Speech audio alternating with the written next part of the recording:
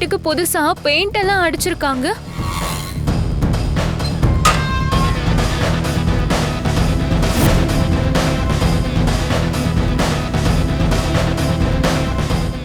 யார் நீங்க? உங்க பையனால ஜெயிலுக்கு போன பவித்ரா. என்ன தைரியம் இருந்தா என் பையனை கொன்னுட்டு என் வீட்டுக்கே வருவ? வெளியில போ. என்னம்மா குடும்பமா சேர்ந்து டிராமா பண்றீங்களா? நாங்க எதுக்கு டிராமா பண்ணணும்? உங்க பையன் சாகவே இல்லைன்னு எங்களுக்கு நல்லாவே தெரியும். அவன் செத்துட்டதா சொல்லி என்ன ஜெயிலுக்கு அனுப்பணும்னு பாக்குறீங்க? யார் சொல்லி இதெல்லாம் செய்றீங்க? முதல்ல என் வீட்டை விட்டு வெளியில போ. பவி, இவங்க வீட்டை பார்த்தாலே தெரியுதே, யாரோ பணம் கொடுத்துதான் இதெல்லாம் செய்ய சொல்றாங்க. அப்படி வந்த காசுல தானே வீடு நல்லா புதுசா வசதியா மாறி இருக்கு. இப்ப ஏசி வேற வருது. இங்க பாருங்க மேடம், யார் உங்களை செய்ய சொன்னாங்கன்னு உண்மையை சொல்றதுதான் நீங்க இதுல இருந்து தப்பிக்கிறதுக்கு ஒரே வழி. நாங்களா கண்டுபிடிச்சோம், அப்புறம் அப்பா அம்மா புள்ளன்னு அத்தனை பேரும் ஜெயில தான் இருக்கணும். சொல்லுங்க. இங்க பாருங்கம்மா, உங்க நல்லதுக்காக தான் சொல்றோம். பணம் கிடைக்குதுன்னு நீங்க ஒரு தப்பான விஷயத்த பண்ணிட்டு இருக்கீங்க. கண்டிப்பா போலீஸ் இதை கண்டுபிடிச்சிரும்.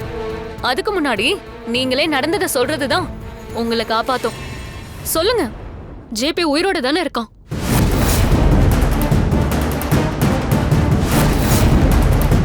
அது என் பையன். சொல்லுங்கம்மா, ஜேபி உயிரோட தானே இருக்கான்? என் பையன். ஏய், நீங்க ரெண்டு பேரும் இங்க என்ன பண்ணிட்டு இருக்கீங்க? ஏம்மா, உனக்கு என்ன தைரியம் இருந்தா என் பையனை கொன்னுட்டு என் வீட்டு படியேறி வருவ? நான் கொன்னுட்டேன்னா யாரை ஏமாத்துறீங்க? ஜேபி உயிரோட இருக்கான்னு எங்களுக்கு நல்லாவே தெரியும். அதுல இருந்து கிடைச்ச காசுல தானே இப்ப நீங்க ஏசி வாங்க போனீங்க. ஷோரூம்ல உங்களை பார்த்துட்டு தான் நாங்க இங்க வரோம். இது எந்த ஷோரூமு? நான் மருந்து வாங்க கடைக்கு போயிட்டு வரேன். பொய் சொல்லாதீங்க. ஏசி வாங்கிட்டு அதை டெலிவரி பண்ண நீங்க சொன்ன அட்ரஸ் வச்சுதான் நாங்களே இங்க வந்திருக்கோம். நான் எந்த கடைக்கும் போலன்னு சொல்லிட்டு இருக்கேன். இதுல ஏசி எங்க வாங்கியிருப்பேன்? என்ன உங்க ரெண்டு பேருக்கு மூளை குழம்பு போயிருச்சா? இல்ல இப்படி ஏதாவது செஞ்சு இந்த கேஸ்ல இருந்து தப்பிக்க டிராமா பண்றீங்களா? யாரு? நாங்களா? நீங்க தான் உயிரோட இருக்க பையனை செத்துட்டதா சொல்லி டிராமா பண்ணிட்டு இருக்கீங்க. அப்படி அவன் நிஜமாவே செத்திருந்தா வீடு இப்படி புதுசா மாறி இருக்குமா? அதெல்லாம் என் பையன் உயிரோட இருக்கும் போதே பண்ணது, புதுசா ஒண்ணும் பண்ணல. நாங்களே புள்ள போன சோகத்துல தினமும் அழுதுட்டு இருக்கோம். இதுல வீட்டுக்கு ஏசி வாங்க போனோமா?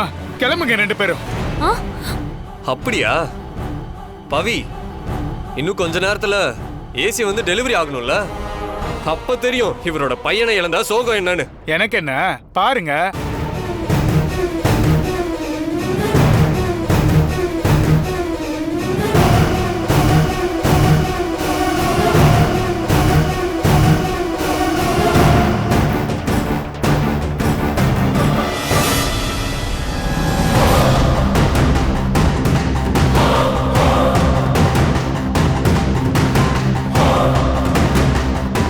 நீங்க எவ்வளவு நேரம் இங்க இருந்தாலும் எந்த ஏசி இங்க வராது.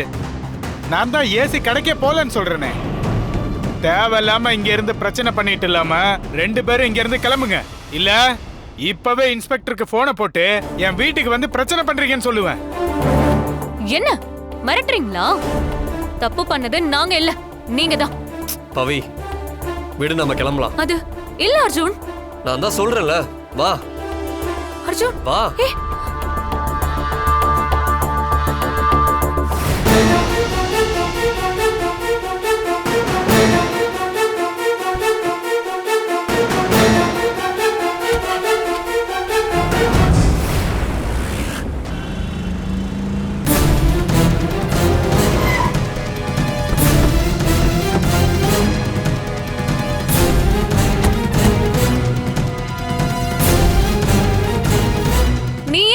அங்க இருந்து கூட்டிட்டு வந்த அந்த ஆளு சொல்றது எல்லாமே பொய். ஏசி வாங்க கடைக்கே வரலன்னு சொல்றாரு. இது இவ்ளோ பெரிய பொய் தெரியுமா? அப்ப பார்த்த நான் என்ன குருடா? ஏதோ பெரிய தப்பு பண்றாங்க அர்ஜுன். அதான் இப்படி எல்லாம் மாத்தி மாத்தி பேசுறாங்க.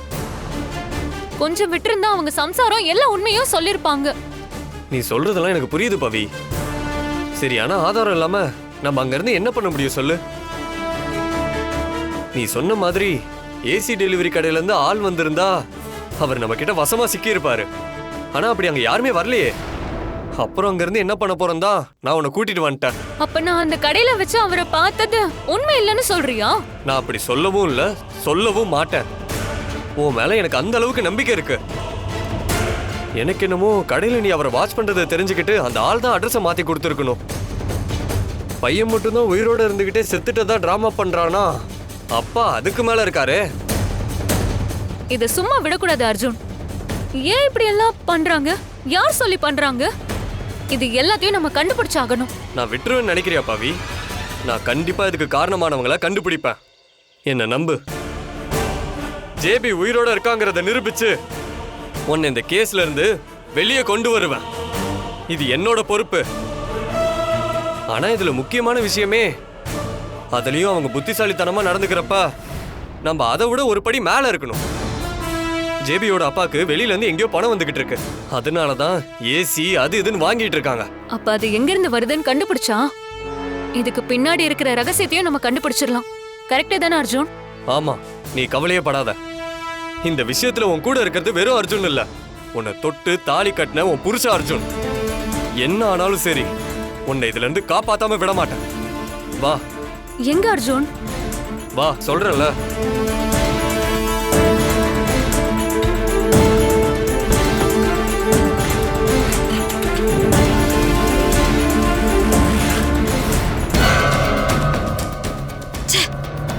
இந்த ஜேபியோட அப்பா எதுக்கு நம்மள தேடி வரணும்னு ஒண்ணுமே புரியலையே.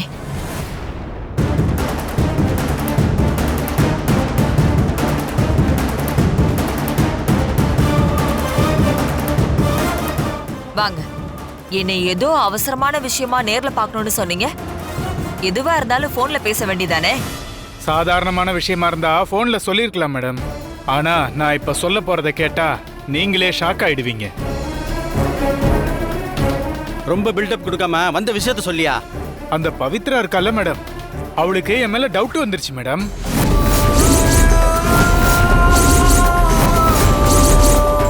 வெளியில என்ன பார்த்து நோட்டம் விட்டது மட்டும் இல்லாம என்னையே ஃபாலோ பண்ண ஆரம்பிச்சிட்டா மேடம். என்னங்க சொல்றீங்க? எப்ப நடந்துச்சு இது? பாத்தீங்களா, நான் சொன்ன மாதிரியே எல்லாரும் ஷாக் ஆயிட்டீங்க. ஆனா ஒண்ணு கவலைப்பட வேண்டியதில்லை, நான் அவளை நல்லா ஏமாத்திட்டேன். யோ, எதுவா இருந்தாலும் முதல்ல முழுசா சொல்லியா? இப்படி பாதி பாதி சொன்னா நாங்க என்ன நினைக்கிறது? என்ன நடந்துச்சு முதல்ல அதை சொல்லு.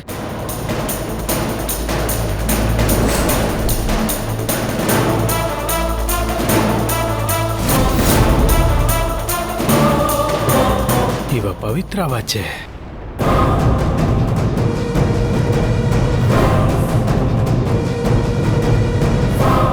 அப்படின்னா இப்ப நம்ம சொல்ற அட்ரஸை வச்சு இவ நம்மளை பிடிக்க வாய்ப்பு இருக்கு.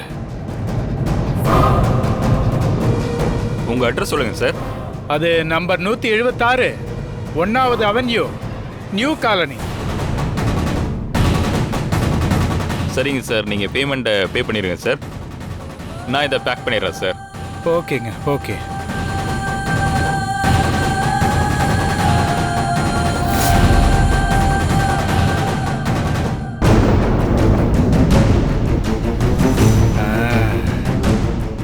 சார், சொல்லுங்க சார். இப்ப ஏசி டெலிவரி பண்ண சொல்லி நான் ஒரு அட்ரஸ் சொல்லியிருந்தேன்ல, அந்த அட்ரஸ்ல நீங்க கொடுக்க வேண்டாம்.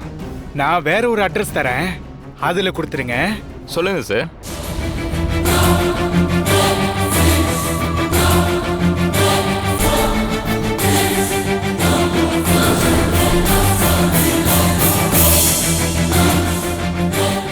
எப்படியும் பவித்ரா கடையில இருந்து என்ன ஃபாலோ பண்ணிட்டு வருவான்னு தெரியும் மேடம். அந்த நேரத்துல என் வீட்டுல ஏசி வந்து இறங்கினா கண்டிப்பா டவுட் வரும்னு அட்ரஸ மாத்தி சொல்லிட்டேன். எப்படி மேடம், சூப்பர்ல? முட்டாள்! இந்த நேரத்துல உனக்கு ஏசி வாங்குறதா முக்கியமா?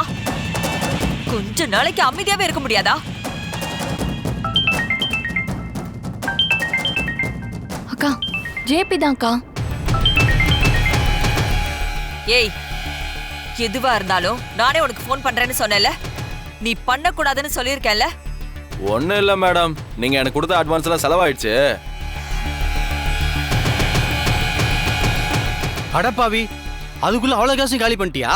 என்ன பண்றது சார், சரக்கு விலைலாம் ஏறி போச்சு, செலவாக தானே செய்யும். ஏய், ஏய், ஏய், ஏய். அங்க நீ என்னடானா குடிச்சிட்டு இருக்க, இங்க என்னடானா உன் அப்பா ஏசி வாங்க போறேன்னு பவி கண்ணில் பட்டிருக்காரு. 2 பேரும் என்னதான் நினைச்சிட்டு இருக்கீங்க? நீ செத்துட்டேன்னு சொல்லிதான் பவிய ஜெயில தூக்கி போட எல்லா வேலையும் பார்த்துட்டு இருக்கேன். அந்த சீரியஸ்னஸ் என்னன்னு 2 பேருக்குமே புரியவே இல்லையா? இங்க பார், ஒன்ன வச்சுதான் நான் இங்க பெரிய கேமே ஆடிட்டு இருக்கேன். அது புரியாம அப்பாவும் புள்ளையும் ஏதாவது சொதப்புனீங்க, அப்புறம் நான் மனுஷியாவே இருக்க மாட்டேன். சாரி மேடம், இப்ப நான் என்ன செய்யணும்? நீ எதுவும் பண்ண வேண்டாம், நீ அந்த லாட்ஜ்லயே தங்கிரு. அதை விட முக்கியம், யார் கண்ணை மாட்டிக்காம ஜாக்கிரதையா இரு, சரியா? சரி மேடம். அப்போ போனை வை, உனக்கு வேண்டிய பணத்தை சர்குண அனுப்பி வைப்பாரு. பேசின பேலன்ஸ் பணத்தையும் உங்க அப்பா கிட்ட கொடுத்து அனுப்புறேன், கொஞ்சம் பார்த்து இருந்துக்கோங்க. Okay madam. அப்புறம் எதுக்கு நீங்க நிக்கிறீங்க? கிளம்புங்க. அப்புறம் அக்கௌண்ட் எல்லாம் பணத்தை போட்டு விடுறேன். சரிங்க சார், நான் வரேன் மேடம்.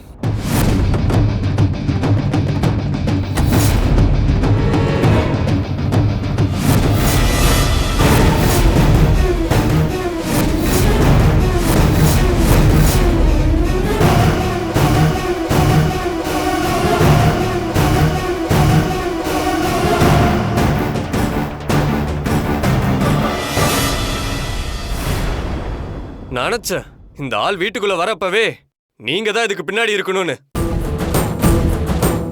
அதுல என்ன அர்ஜுன் டவுட்? நம்ம குடும்பத்தையும் குறிப்பா என்னையும் ஏதாவது செஞ்சிடணும்னு இந்த உலகத்துல ஒருத்தர் நினைக்கிறாங்கன்னா அது இவங்க மட்டும்தான்.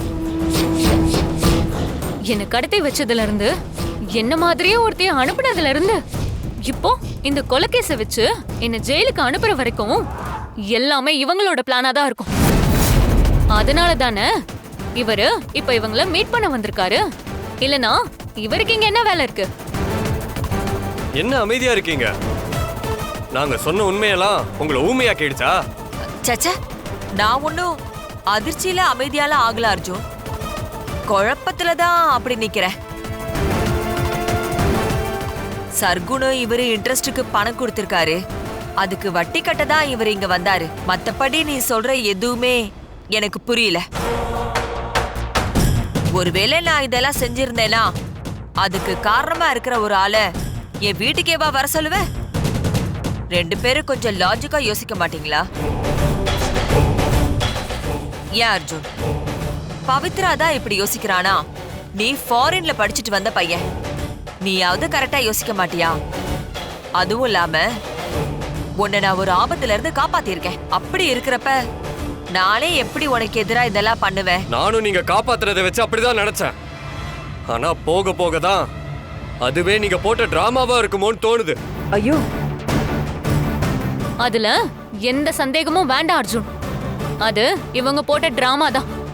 இல்லனா கரெக்டான நேரத்துக்கு இவங்க எதுக்கு அங்க வர போறாங்க?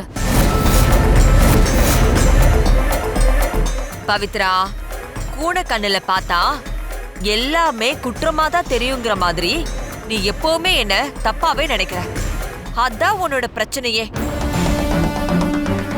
இப்ப கூட பாரு, யாரோ ஒருத்தர் ஏதோ ஒரு விஷயத்துக்காக என் வீட்டுக்கு வந்திருக்காரு. அதுக்குள்ள என்ன சம்மந்தப்படுத்தி என் மேல அபாண்டமா பழிய போடுற. இதுக்கு ஏதாவது உன்கிட்ட ஆதாரம் இருக்கா சொல்லு? ஆதாரமே இல்லாம ஒருத்தர் மேல குற்றம் சொல்றது ஒரு அழகான வீட்டை இடிச்சு தரமட்டமாக்குற மாதிரி. ஏதோ இப்பதான் உன் கல்யாணத்துக்கு அப்புறம் பழசையெல்லாம் மறந்துட்டு நாம எல்லாம் ஒரு குடும்பமா மாறி இருக்கோம். தயவு செஞ்சு உன் சந்தேகத்தால அதை இடிச்சு தள்ளிராத பவி. இவருக்கும் எனக்கும் எந்த சம்பந்தமும் இல்ல. அப்படி ஒரு வேளை நினைச்சா அதுக்கான ஆதாரத்தோட என் மேல நீங்க எந்த ஆக்ஷன் வேணாலும் எடுக்கலாம், அதை நான் ஏத்துக்கிறேன். ரொம்பலாம் நடிக்காதீங்க. ஆதாரம் இல்லைங்கிறதுக்காக நீங்க ஒன்னும் அப்பாவி இல்ல. சில நேரங்கள்ல நம்ம உள்ளுணர்வு சொல்லும் இது சரி இது தப்புன்னு. அப்படி இன்னைக்கு என் மனசு சொல்லுது நீங்க ஏதோ தப்பு பண்றீங்கன்னு. பவித்ராவை கொல்ல நினைச்சு ஜெயிலுக்கு போன பகை இன்னும் உங்க மனசுல இருக்குன்னு எனக்கு நல்லாவே தெரியும். இப்ப அவ மேல பழிய போட்டு ஜெயிலுக்கு அனுப்பணும்னு துடிக்கிறீங்க. ஆனா நான் இருக்கிற வரைக்கும் அது ஒரு நாளும் நடக்காது. என்ன மாதிரி பசங்க லவ் பண்ற பொண்ணுனாலே சும்மா இருக்க மாட்டானுங்க. இதுல தாலி கட்டின பொண்டாட்டிக்கு ஒரு பிரச்சனைனா வேடிக்கை பார்த்துட்டு இருப்பேன்னு நினைச்சீங்களா? அந்த ஜேபி செத்துட்டான் டிராமா போட்டு பவிய ஜெயிலுக்கு அனுப்பலாம்னு நினைக்கிறீங்களா? அந்த நினைப்ப ஒண்ணும் இல்லாம ஆக்குறேன். இது கண்டிப்பா நடக்கும். பவி எந்த தப்பும் செய்யலங்கிறத கோர்ட்ல நிரூபிச்சு அவளை வெளியே கொண்டு வரதோட மட்டும் நிறுத்த மாட்டேன். நீங்க செஞ்ச எல்லாத்தையும் வெளியே கொண்டு வந்து மறுபடியும் ஜெயிலுக்கு அனுப்புவேன். இத சவாலாவே விடுறேன்.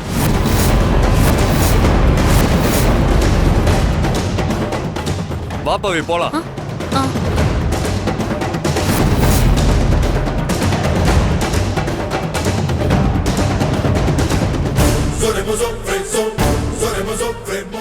அர்ஜுன், பண்றதையும் பண்ணிட்டு ஒண்ணும் தெரியாத மாதிரி எப்படி நடிக்கிறாங்க பாத்தியா? ஆரம்பத்துல இருந்தே நீ அவங்கள கரெக்டா தான் புரிஞ்சு வச்சிருக்க. என்ன காப்பாத்துறத வச்சு நான் தான் அவங்கள ரொம்ப நல்லவங்கன்னு தப்பு கணக்கு போட்டிருக்கேன். வட்டி பணத்தை கொடுக்கதான் அந்த ஜேபியோட அப்பா அவங்க வீட்டுக்கு வந்தாராம். கொஞ்சமாவது நம்புற மாதிரியா இருக்கு இது? எனக்கு வந்த கோவத்துக்கு அவன் அங்கேயே ஒரு வழி பண்ணி இருக்கணும்.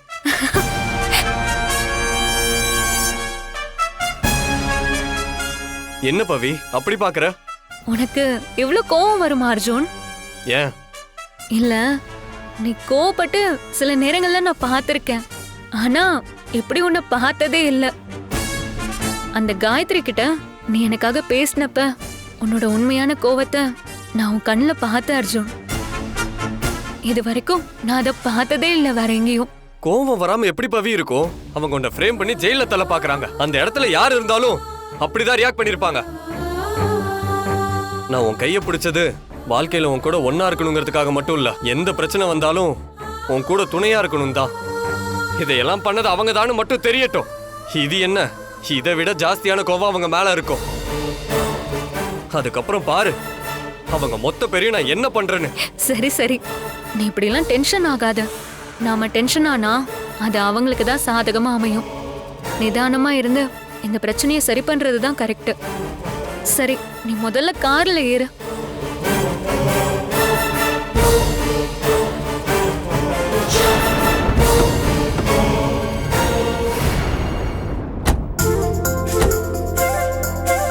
குத்துன முள்ள எடுக்கிற பொறுமை தான் அத காயமாகாம தடுக்கும்.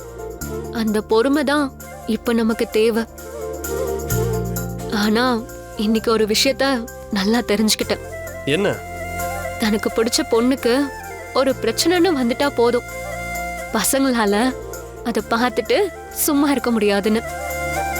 அந்த விதத்துல இன்னைக்கு உன்னோட கோபம் என்னோட சந்தோஷம்.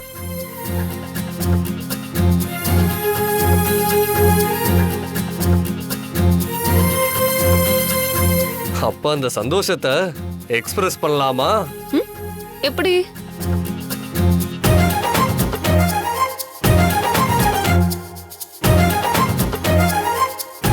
இப்படிதான். புருஷன் கோவப்பட்டா அதை எப்படி கூல் பண்றதுன்னு உனக்கு யாரும் சொல்லி தரலையா? இல்லையே. நான் சொல்லித்தரேன். கோபமா இருக்கிற புருஷனை இப்படி இருக்க அணைச்சுக்கணும்.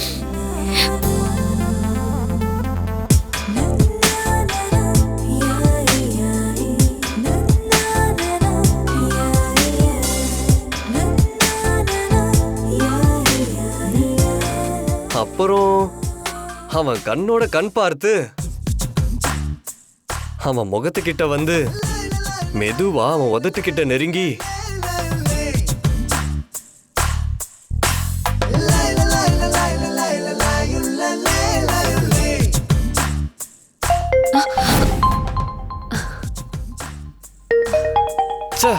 மறுபடியும் மிஸ் ஆயிடுச்சே.